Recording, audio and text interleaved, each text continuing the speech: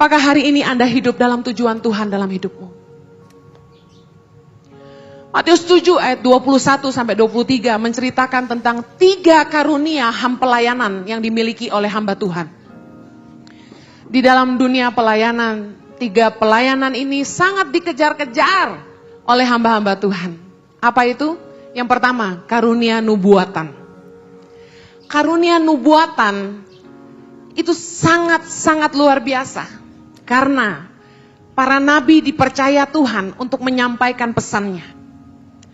Biasanya kalau nabi datang ke gereja, jemaat pasang mupeng semua. Apa mupeng? Muka pengen dinubuatin semua. Semua jomblo-jomblo pengen tahu jodohnya siapa. Langsung begini-begini. Nubuatin saya. Kita pengen banget ditunjuk sama nabi. Ya kamu yang pakai baju merah, pakai kacamata. Ya sebentar kamu pulang, kamu lirik ke kanan. Nah kira-kira itulah pasangan hidupmu. Kita ngarepnya gitu, benar gak? Tapi dengar baik. Salah satu hamba Tuhan ini, karunia ini disebut Tuhan di ayat ini. Yang kedua, hamba Tuhan yang hebat ngusir setan. Biasanya kalau ada hamba Tuhan yang jago ngusir setan, kita lihatnya udah dahsyat. Tuyul-tuyul takut semua. Berarti rohnya luar biasa. Kita udah kagum sama hamba Tuhan yang kayak gini. Kalau Anda bangun apartemen, bangun kantor, dijual tidak laku, panggil hamba Tuhan yang pintar ngusir setan. Pasti laris manis semuanya. Pelayanan ini luar biasa. Dikejar-kejar hamba Tuhan. Yang ketiga, pelayanan mukjizat. Saudara perlu tahu, kalau hamba Tuhan yang dipakai dalam mukjizat, itu pasti rame yang hadir. Ngantri-ngantri sampai depan. Kenapa? Karena pelayanan ini luar biasa. Tapi herannya di Matius 7, 21, 23, justru ketiga jenis pelayanan inilah yang disebut Yesus dan ditolak sama Yesus. Yesus bilang gini sama ketiga hamba Tuhan ini. Aku tidak pernah mengenal kamu. Enyala daripadaku, kamu sekalian pembuat kejahatan. Kita bingung baca ayat ini. Bukankah pelayanan mereka luar biasa di mata kita? Tapi kenapa Yesus menolak mereka? Ini alasannya. Banyak anak Tuhan selalu mengejar pemakaian Tuhan. Tapi tidak banyak anak Tuhan yang mau mencari perkenanan Tuhan. Kita senang dipakai Tuhan. Kita senang dipuji orang. Tapi pertanyaan saya sederhana. Apakah hidup kita berkenan kepada Tuhan? Saudara dengar baik, Yesus bilang gini. Bukan semua orang yang berseru Tuhan, Tuhan yang masuk dalam kerajaan sorga. Melainkan mereka yang melakukan kehendak Bapa yang di sorga. Kalau Tuhan panggil kamu cuma jadi pembersih toilet gereja. Tapi kalau memang itu panggilan hidupmu, saya mau kasih tahu, engkau berkenan kepada sorga. Jangan kejar-kejar pelayanan yang kelihatan orang. Seperti saya dulu. Dengar, nubuatan itu tidak sempurna. Jangan pernah kejar-kejar hamba Tuhan. Jangan pernah mendukunisasi hamba-hamba Tuhan. Kita tuh pengen cari tahu kehendak Tuhan. Seringkali kita kejar hamba Tuhan. Om, nubuatin saya dong. Jodoh saya berapa? Siapa? Umur udah 35. Om, nubuatin saya dong. Kira-kira pelayanan saya apa? Di sini ada anak-anak sekolah STT Karisma, angkat tangan. Udah gue tebak tampang-tampangnya. Dengar. Pasti kalian semua punya mimpi. Pengen dipakai seperti Bapak Pendeta Ruben Adi Abraham. Haleluya.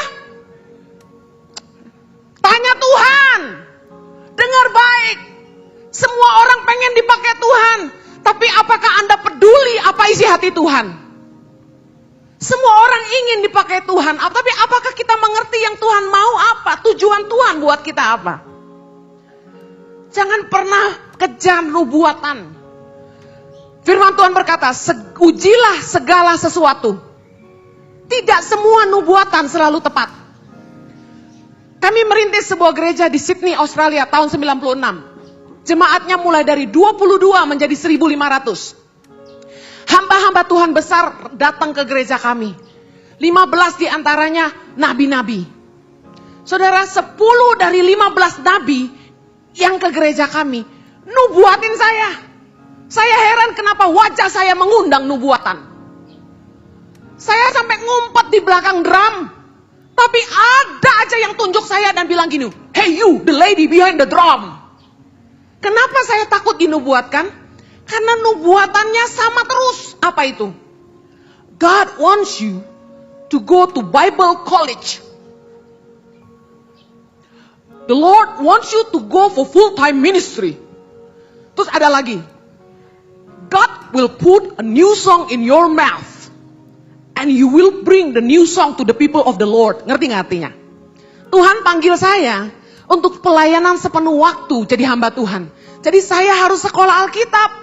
Dan Tuhan akan memakai saya untuk menulis lagu. Ceritanya gitu. Saudara, dari 15 hamba Tuhan, 10 ngomong kayak gitu. Saya sampai teng. Kenapa? Karena saya dari dulu gak mau jadi pendeta. Kenapa? Jadi pendeta di mata saya waktu itu kayaknya kasihan, kere. Mesti ngandelin belas kasihan jemaat. Iya kalau jemaatnya baik kayak saudara, Pak Rubin enak. Kalau yang pelit-pelit, menderita you know. Pakai tas mahal dikit diomongin orang, padahal dikasih orang. Pakai baju dikit diomongin orang. Tuh, pelayanan cuma buat shopping. Suka-suka gua lah. Bener nggak? Sebenarnya sih. Tapi dengar baik. Begitu kere dibilang apa? Kurang berdoa memang. Serba salah. Saya bilang gak mau. Saya mau jadi pengusaha. Tapi alhasil saudara, preman ini dipanggil Tuhan. Jadi hamba Tuhan. Saudara, saya mau buktikan nubuatan itu tidak semuanya tepat. Hari ini saya bukan jadi Heni Simorangkir saudara. Saya jadi Heni Kristianus. Katakanlah kecemplung ke dunia. Hari ini saya bukan Heni Sahanaya. Boro-boro jadi Heni Raisya. Saya Heni Kristianus yang nolong orang miskin. Mana ada nulis lagu, nggak bisa. Saudara, waktu saya sekolah di Hillsong, saking percaya nubuatan tanpa diuji, saya ambil Creative and Art majoring in vocal. Ngapain? Kerjaannya tuh belajar nyanyi, mulai dari mama, gitu-gitu deh. Terus nafas-nafas gak jelas. Bener-bener 2 tahun belajar nafas. Saya sampai ngomong sama guru vokal saya, udah bayarnya mahal, 1 jam $70, 1 jam 700.000. Guru nyanyi. Saya protes sama dia. Pak, dalam bahasa Inggris ya. Kenapa? Saya cuma diajarin napas, udah kayak ban kempes aja. Bayar dia $70 cuma jadiin saya ban kempes. Dia tiap hari ketemu saya kerjaannya gini. Ya, nafas. Diafragma. Understand? Gendutnya di sini. Terus lepasin. Bagus, ulang-ulang dia bilang. 1 jam $70. Saya bilang gak karuan ini. Salah ini panggilan. Saudara dengar baik. Kalau orang bisnis, investasi 2 tahun belajar nyanyi. Kalau hari ini saya jadi Heni Sahanaya, cuan. Ngerti cuan? Untung. Profitable. Kenapa? Gak apa-apalah modal gua dulu. Habis buat bayarin guru nyanyi. Yang penting hari ini 1 lagu 50 juta. Masalahnya sekarang, saya nyanyi gak ada yang mau bayar. Kurang ajar. Anak-anak Indonesia yang kelaparan, kagak kenyang denger saya nyanyi saudara. Yang ada tambah lapar, Mama Heni, beta lapar. Mendingan kalau saya nyanyi hari ini, saudara urunan bayar 50 juta satu lagu. Anak Indonesia kenyang lah, sok lah sama saya diladenin. 12 lagu gratis lah. Dengar, saya habiskan tahun-tahun umur saya belajar hal-hal yang tidak ada hubungannya dengan panggilan Tuhan dalam hidup saya. Saya investasikan waktu saya, uang saya. Kerja keras di Australia, saudara, bukan di sekolahin orang tua. Kerja keras supaya bisa bayar uang sekolah. Lihat hari ini. Buang waktu banget. Ngapain gue belajar nyanyi? Gak ada manfaatnya hari ini. Gue khotbah. Gak perlu tarik nada. Gak perlu. Teriak-teriak aja bisa. Lebih enak jadi pengkhotbah daripada paduan suara, you know. Harus pakai nada. Kalau saya gak apa-apa. Fales pun jadi. Dengar saudara. Kalau kita gak ngenali tujuan Tuhan dalam hidup kita. Kita buang waktu. Buang uang. Buang tenaga. Investasimu gagal total. Pelayanan habis-habisan. Dari Senin sampai Senin. Duitmu udah berkantong-kantong. Kamu sumbangin untuk pekerjaan yang kamu pikir itu dari Tuhan. Padahal pada akhirnya kita gak ngerti yang Tuhan mau buat kita apa. Saya nyesel sampai hari ini. Kenapa gue gak belajar sosiologi? Kenapa gak belajar community development? Oh, tapi ada yang cuan. Apa itu? Dulu saya sekolah Alkitab, hari ini saya bisa bawa firman. Haleluya!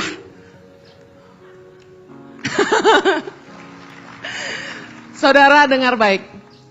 Ini jawaban dari Matius 7, 21, 23. Mari baca sama-sama. Karena itu, saudara-saudaraku, berusahalah sungguh-sungguh, supaya panggilan dan pilihanmu makin teguh. Sebab jikalau kamu melakukannya, kamu tidak akan pernah tersandung. Dengan demikian, kepada kamu akan dikaruniakan hak penuh untuk memasuki kerajaan kekal, yaitu kerajaan Tuhan dan Juru Selamat kita, Yesus Kristus. Kalau di Matius 7, 21, 23, ketiga hamba Tuhan yang melayani Tuhan dengan dahsyat itu ditolak di pintu surga. Tapi justru ayat ini menjelaskan, kalau kita sungguh-sungguh mengejar panggilan Tuhan dalam hidup kita, kita mendapat perkenanan untuk masuk dalam kerajaan sorga. Katakan amin. Dan lihat baik janji firman Tuhan. Kalau kita berusaha sungguh-sungguh untuk mengejar panggilan dan pilihan kita, janji firman Tuhan, kita tidak akan pernah tersandung. Apapun tantangannya dalam pelayananmu, asalkan engkau tahu itu panggilan Tuhan dalam hidupmu, kamu tidak akan pernah mundur. Saudara dengar, apakah gampang melayani Tuhan? Saya tidak bermain di dalam lingkup gereja. Saya melayani Tuhan di luar gereja. Anak-anak yang kami layani ada 5.054 anak di 64 titik di seluruh Indonesia hari ini. Pelayanan ini tidak mudah. Masih banyak program-program lain yang Anda lihat di video tadi. Dengar baik. Tantangannya luar biasa. Saya hanya mau cerita sedikit seputar gereja aja. Jangan bicara soal pemerintah dan politik daerah dan sebagainya. Lupakanlah itu. Kita ngomong yang terjadi di antara gereja aja. Dengar. Saya dulu berpikir, kalau Tuhan panggil saya dan Jojo untuk misi di Indonesia, pasti gereja-gereja mendukung kami. Betul? Karena ini misi. Tapi dengar baik, saya bikin proyek misi di Mentawai. Saya tawarkan ke gereja di Sumatera Utara. Maukah adopsi proyek kami di Mentawai? Mereka nggak mau. Saya bikin proyek di Halmahera, Maluku Utara. Dan saya tawarkan gereja terbesar di Manado. Gembalanya sampai ikut saya ke sana. Saya bilang, Bu, mau nggak ambil alih pelayanan ini? Jadi berkatlah Manado untuk Halmahera Utara. Nggak mau. Saya mulai pusing. Ini gereja pada nggak mau misi, semua maunya apa? Belum lagi di lapangan, di desa-desa di Indonesia, ternyata gereja tuh ada mafianya. Saya baru tahu kalau di Maluku Utara, gereja yang menguasai daerah itu adalah namanya. Di NTT Timor yang menguasai namanya, di Sumba yang menguasai namanya. Saya baru tahu. Kalau GBI coba-coba masuk ke daerah mereka, awas saja, dibakar gerejanya. Saudara, ngeri. Nah, waktu kami masuk ke pedalaman NTT di Timor tepatnya, Timur Tengah Selatan. Saudara tahu apa yang terjadi? Pimpinan jemaat daerah wilayah itu menuliskan surat kepada semua pendeta di bawahnya. Jangan izinkan jemaat menyekolahkan anak-anaknya di sekolah Tangan Pengharapan. Kenapa? Nanti mereka dibaptis ulang. Kenapa? Karena mereka cuma percik. Ngerti percik? Sedangkan GBI itu baptis selam. Jadi isunya, saya ini pendeta GBI.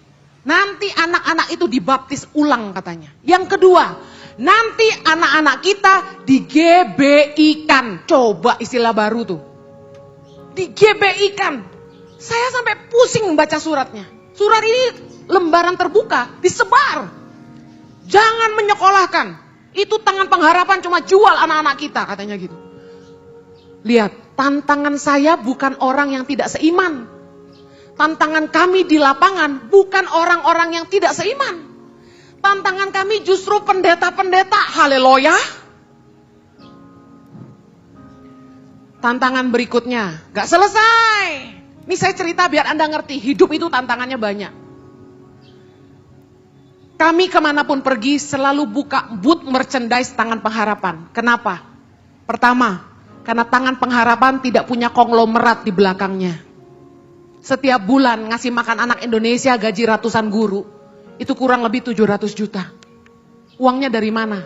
Kami tidak punya gereja, tidak mengembalakan. Kami tidak punya bisnis. Kami tidak punya konglomerat. Kami tidak punya orang hebat. Tapi kami punya Tuhan yang dahsyat. Amin. Nah, kemanapun kami pergi, kami selalu bawa merchandise Tangan Pengharapan. Karena begini, merchandise itu adalah ucapan terima kasih. Ketika orang menabur di Yayasan Tangan Pengharapan minimal 100.000, mereka bisa pilih kaos atau topi. Itu ucapan terima kasih. Nah, kami bawa merchandise ini kemana-mana, kemanapun kami khotbah, bahkan di perusahaan-perusahaan, dan bahkan di universitas, dimanapun saya bicara, pasti ada booth Tangan Pengharapan.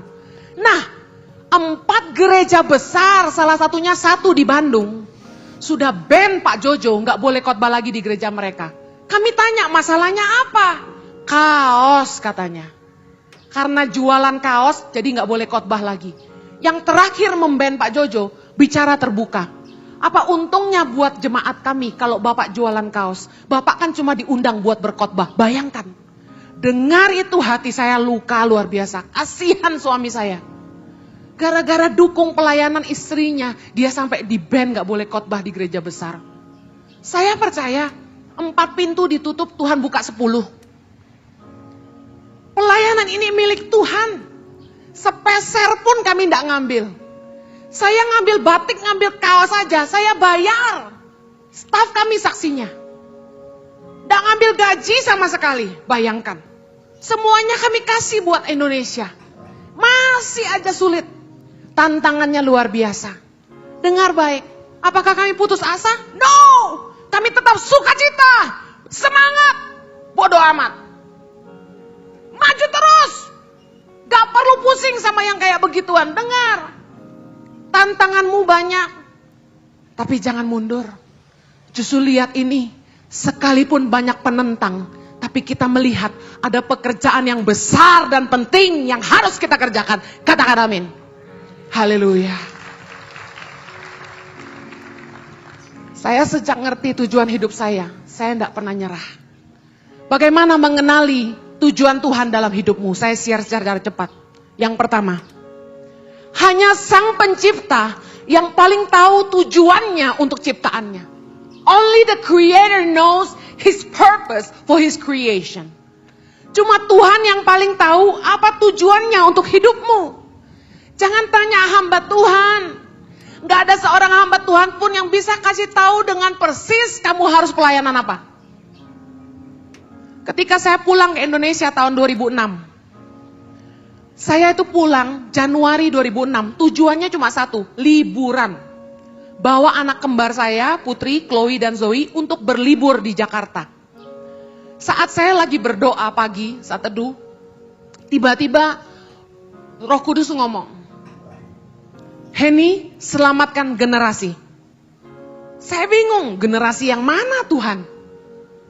Selamatkan generasi. Tuhan kasih saya ayat banyak tentang generasi. Saya bingung, karena saya tinggal di Australia. Kemudian ketika itu, Roh Kudus kasih hikmat. Tuhan mau kamu di Indonesia. Saya diam. Suami saya datang jemput Februari 2006. Saat itu kami punya rumah, kami punya mobil, kami punya usaha, hidup nyaman sekali di Sydney, Australia. Kami mau ngapain pulang ke Indonesia? Kami permanen resident. Saat itu suami saya jemput dan saya ngomong gini, Jo, kita pulang yuk ke Indonesia. Dia langsung bengong ngeliatin saya. Mungkin dalam hatinya, nih istri gak tahu diri. Dikasih hati minta jantung. Baru liburan 2 bulan gak mau balik lagi. Dia bilang kita mau ngapain di Indonesia. Saudara, tiba-tiba pendeta Jonathan Patiasina telepon suami saya dan bilang gini, Jo, Kak Jo telepon Jojo. Jo, lagi ada di Indonesia. Pelayanan ya. Jojo disuruh pelayanan. Pulang pelayanan, saudara tahu kalau suami saya khotbah gayanya kayak gimana? Kang guru aja kalah. Dia pulang tuh basah kuyup. Dia bilang gini, Hen, kita pindah aja ke Indonesia. Saya bilang kenapa? Saya menemukan mimpi, cita-cita, bakat, talenta, semuanya tersalurkan di Indonesia. Gantian saya yang bingung. Saya bilang kamu yakin? Yakin. Saudara gimana gak ragu? Tiap bulan duit mengalir dari Australia itu ribuan dolar. Kalau ditutup bisnisnya, kami mau makan apa? Sementara di Australia itu cicilan rumah masih berjalan, KPR masih jalan. Bayar bunganya aja 26 juta tiap bulan. Pulang ke Indonesia mau bayar pakai apa? Uang dari pemerintah saat itu 8 juta rupiah untuk anak saya. Uang susu, uang pampers 8 juta tiap bulan. Siapa mau pindah ke Australia? Jangan. Orang dari sana pulang kok Anda pindah. Dengar, saya bilang Tuhan tolong kami. Kalau memang Tuhan panggil kami ke Indonesia, kami mesti bikin apa? Tapi saya melangkah bersama suami dengan iman. Kami bakar jembatan yang ada di belakang kami. No turning back. Salah. Once you go black, you cannot turn back. Begitu mutusin mau balik ke Indonesia, kita nggak bisa balik lagi ke Australia. Kita jual bisnis kita. Kita tutup semuanya. Kita jual rumah kita. Gak segampang itu saudara. Cicilan rumah jalan terus sampai 10 bulan ke depan. Mobil dijual, semua dijual. Saudara, uangnya gak bisa dibawa pulang. Kenapa? Karena cicilan rumah jalan terus. Duitnya itu buat bayarin cicilan rumah. Berapa ribu dolar tiap bulan. Sampai rumah itu laku, saya pun sudah mau kaku rasanya. Duit udah habis semua. Dan di Indonesia gak ada duit. Saudara tahu dong, kalau perempuan itu ujung-ujungnya cuma duit. Mau istrimu bahagia, cari duit aja. Serius, perempuan kalau nggak ada duit, itu stres. Bener bapak-bapak? Kenapa? Dapur kudu ngebul. Dengar baik, saya cari Tuhan habis-habisan. Justru di saat kita lagi kesesakan, mentok, nggak tahu mesti bikin apa. Ini waktu yang tepat untuk cari Tuhan. Cari Tuhan sungguh-sungguh. Dari pagi, siang, malam, saya cuma tersungkur dan bilang gini, Tuhan, mau apa dengan hidupku? What do you want with me? Apa tujuanmu buat aku? Saudara tahu, Jojo dapat kerjaan di Bandung, Juni 2006 kami pindah ke Bandung. Gajinya cuma 1/8 lah dari apa yang kami bisa dapat di sana, kasarnya gitu. Kami pindah ke Bandung, saudara di Bandung saya tambah stres. Kenapa? Gak punya teman, gak punya keluarga. Stres, saking depresi, maaf saya ngelantur sendiri, saya bilang gini, Tuhan, kalau kuali saja tahu diciptakan buat apa? Buat apa coba? Masak, Anda pintar. Kalau sendok garpu aja tahu diciptakan buat apa? Sepatu tahu diciptakan buat apa? Saya ini buat apa Tuhan? Kalau Anda tidak tahu tujuan Tuhan dalam hidupmu, nasibmu tidak lebih baik daripada sendok garpu, kuali, dan sepatu. Saya minta Tuhan bicara. Kenapa? Karena saya tidak mau dapat nubuatan yang salah. Saya mau Tuhan bicara sama saya. Saya kejar Tuhan. Saudara tahu, tiba-tiba lagi mandi. Roh Kudus ngomong, Henny, apa yang paling dibutuhkan orang miskin? Saya kaget. Saya jawab, makanan atau uang Tuhan? Tuhan bilang, bukan. yang dibutuhkan orang miskin adalah keluar dari kemiskinan. Kamu harus tolong mereka keluar dari kemiskinan. Saya bilang, Tuhan gimana caranya nolong orang miskin keluar dari kemiskinan? Tuhan bilang, beri mereka keterampilan. Supaya dengan keterampilan itu mereka bisa cari pekerjaan yang lebih baik, bisa mendapat penghasilan yang lebih baik, dan memberikan kehidupan yang lebih baik untuk keluarga mereka. Tolong mereka keluar dari kemiskinan. Saya gemeter saudara, cepat-cepat saya selesaikan mandi, saya catat semua pesan Tuhan. Dan saya berdoa, saya bilang gini, Tuhan, saya harus tolong siapa? Tuhan, orang miskin di Indonesia banyak, duitnya siapa? Duit saya udah habis-habisan saudara. Terus Tuhan ngomong gini, I will send people to help you. I will make churches to help you. You have to build network, you have to build partnership. And you have to be accountable. Tuhan pesan sama saya harus bisa dipercaya. Makanya kenapa sampai hari ini, biar saat saya susah, saya gak pernah mencuri apa-apa. Saya masukin anak saya sekolah, saudara tahu, uang pangkal di Jakarta itu mahal banget mau pingsan. Apalagi sekolah Katolik Kristen. Aduh saudara, gak ada diskon deh buat pendeta. Saya cicil saudara sampai 3 kali per anak. Saya mohon-mohon ke sekolahnya. Satu anak saya cicil 3 kali boleh? Boleh. Berapa lama? Pokoknya secepatnya saya lunasi, saya bilang. Maaf, saya sampai khotbah ngebut saudara. Supaya apa? Bisa bayar anak sekolah. Di tengah kesesakan saya tidak pernah mencuri apapun dari yayasan. Saya sekolahkan anak-anak pedalaman ini. Mereka butuh apa saya bayar. Mereka ke sekolah dari Kelapa Gading ke Bekasi. Mesti bayar angkot 3,5 juta. Kami bayar. Tapi giliran anak sendiri mau sekolah. Saya sampai nyicil 3 kali. Bayangin. Dengar saudara. Kami berjuang buat Indonesia. Gak mudah. Udah gitu aja masih banyak orang yang suka ngomong sembarangan. Tapi apa yang membuat saya kuat? Karena Dia bicara. Apa yang membuat saya teguh berdiri menghadapi tantangan? Karena saya tahu tujuan hidup saya. Dia bicara. Orang mau ngomong kosong kayak apa? Saya dengar Tuhan bicara. Itu bukan omong kosong saudara. Kalau Dia berfirman buat hidupmu, orang boleh ngomong apa aja. Tapi Dia setia akan janjinya. Ini sudah 11 tahun lebih. Lihat hari ini. Ada 5.000 anak di 64 titik di seluruh Indonesia. Dia luar biasa. Amin. Janji Tuhan tuh ya dan amin. Kalau engkau tidak dengar suara Tuhan, engkau pasti ragu. Menghadapi pernikahan, dengar baik. Cari suara Tuhan. Bu Heni udah mau sicap 40. Ini gagal total perjuangannya. Udah hampir gak laku.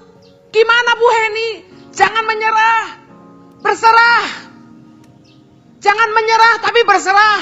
Katakan sama-sama. Jangan menyerah tapi berserah. Beda. Bilang gini. Tuhan, kalau boleh kirim jodoh yang baik. Takut Tuhan. Cinta sama saya. Setia, tanggung jawab. Kalau ada bonusnya ganteng dan kaya, haleluya. Tapi balik kepada Tuhan. Sekiranya Tuhan tidak berkenan, beri saya kekuatan untuk jadi jomblo aja. Amin. Saudara dengar, nikah tuh gak gampang. Dengerin dari Cici. Yang udah nikahnya sama hamba Tuhan. Pastor Jojo mah luar biasa. Masa sih masih menderita? Iya. 24 tahun bersama-sama. Jojo hari ini itu adalah buah dari kasih karunia. Amin. Aduh, saudara gak tahu aja. Nangis, saudara nangis terus. Dia nangis, saya nangis. Bisa kelihatan ya, dapat istri kayak gini gak gampang, bener gak? Sama, dapat suami bagusnya kayak gitu gak gampang, saudara.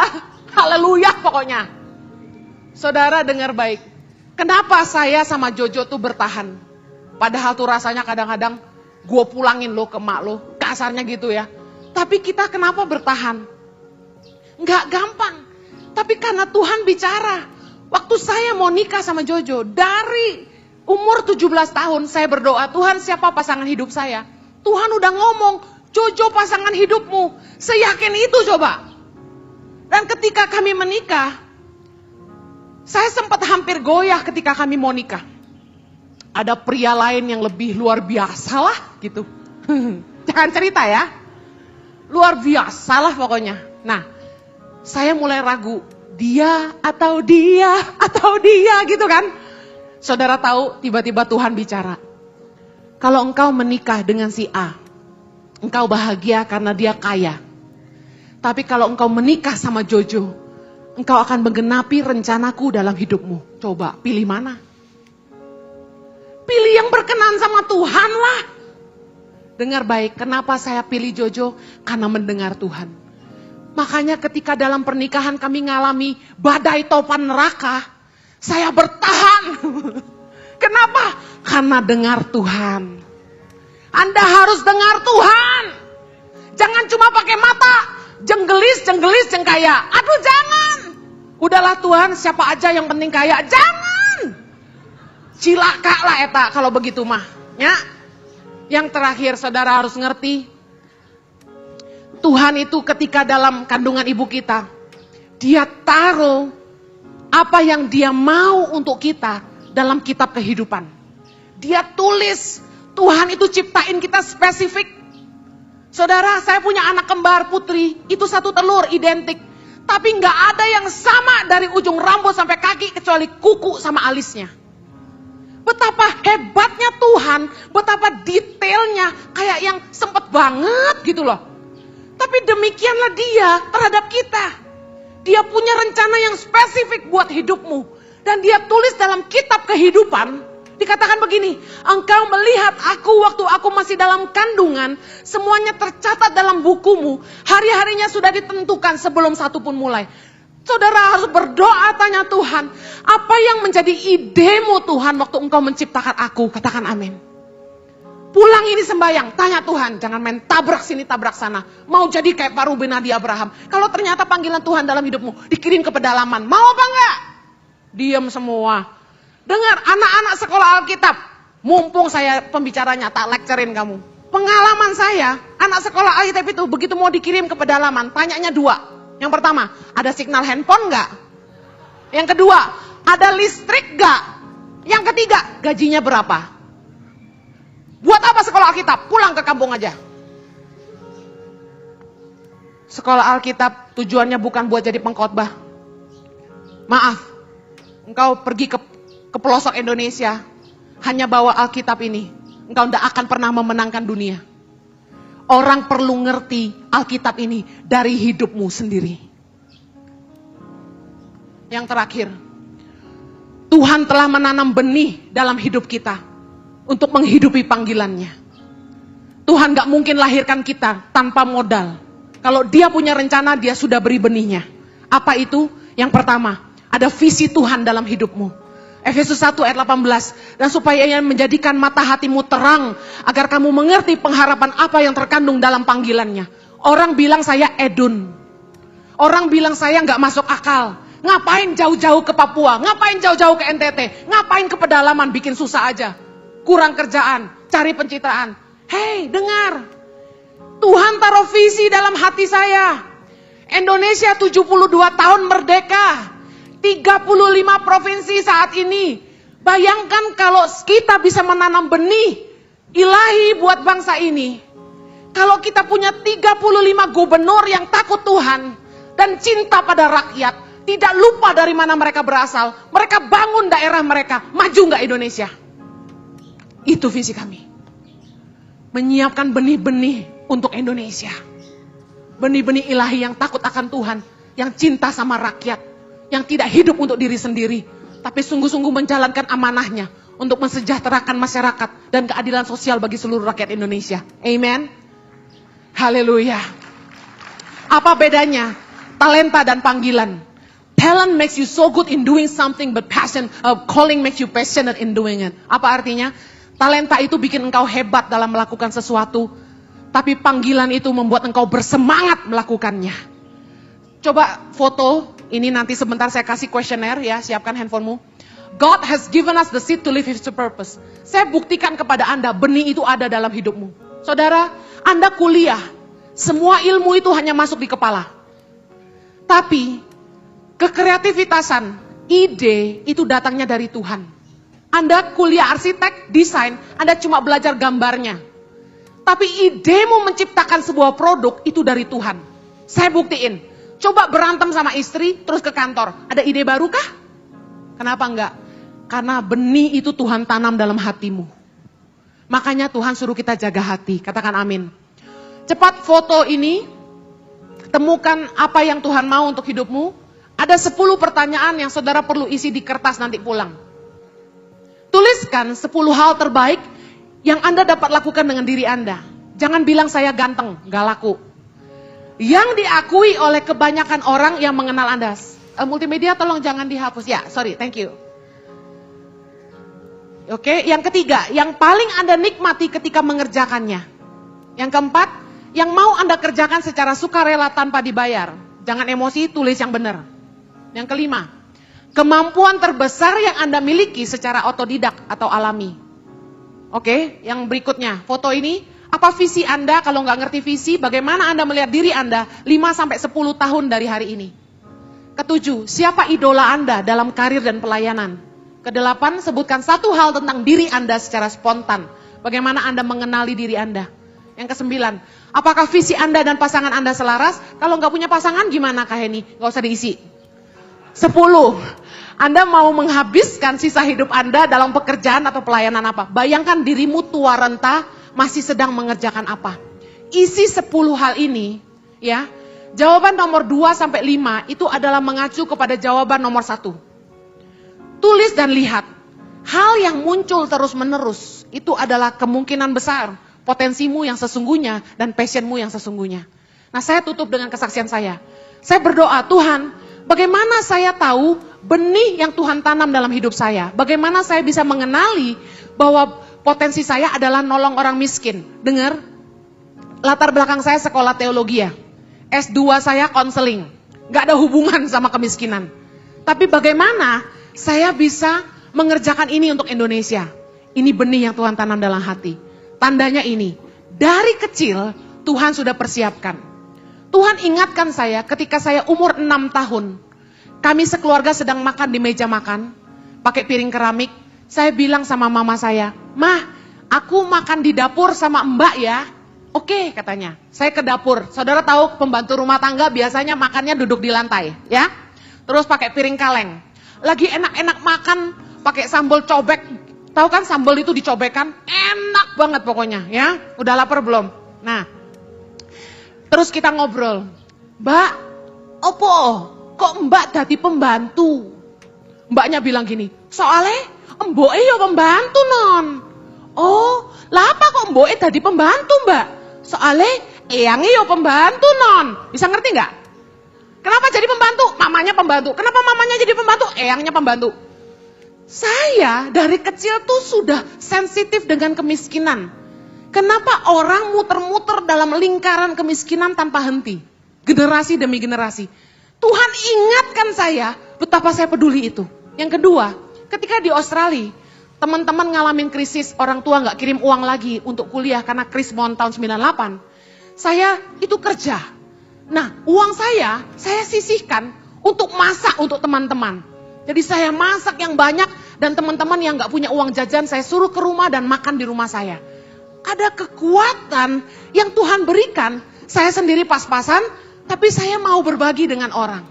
Nah, yang luar biasa lagi adalah gini, ketika saya disuruh Tuhan mengerjakan ini, saudara tahu, saya tiba-tiba jadi ahli bangunan. Saya desain bangun sekolah, rumah sehat yang saudara lihat yang kami sudah bangun 80 unit itu, saya yang desain, bayangin, gak sekolah arsitek. Kemudian mobile klinik yang saudara tadi lihat masuk ke sungai itu saya yang bikin. Saya gambar, saya pesan di karoseri, jadilah saya bikin itu dari Mitsubishi 125 PS. Bayangin, gak ngerti mesin, gak ngerti apa-apa, tapi Tuhan taruh hikmat sedemikian rupa. Saya desain bangunan sekolah yang efektif, rumah belajar. Dari budget miliaran untuk bangun sekolah, saya bisa kecilin jadi cuma 300 juta. Saya gambar sendiri, saya atur sendiri. Kemudian mulai dari brosur yayasan sampai website semua. Desain-desain kaos, tulisan inspiratif, model-model batik. Semua saya tuangkan ke staf saya. Ayo bikin ini, ayo bikin ini, ayo bikin ini. Semuanya saya arahkan. Jadi Tuhan tuh luar biasa. Ada ilmu yang Tuhan tanam dalam hati kita. Saya selesai pesan saya, pulang ini. Cari Tuhan sungguh-sungguh, katakan amin. Justru saat engkau sudah mentok, banyak tantangan. Cari Dia dan dengar suaranya. Lakukan dan temukan tujuan Tuhan dalam hidupmu. Saya jamin Anda tidak akan pernah menyerah. Katakan amin. Mari berdoa. Kiranya kasih karunia Tuhan menolong kami. Bukakan telinga rohani kami, supaya kami kembali mendengar suara Tuhan. Tolong kami menemukan panggilan Tuhan dalam hidup kami yang sesungguhnya. Dan pakai hidup setiap kami untuk jadi berkat bagi banyak orang. Berguna bagi Tuhan. Hanya di dalam nama Yesus. Umat yang diberkati Tuhan, sama-sama kita katakan.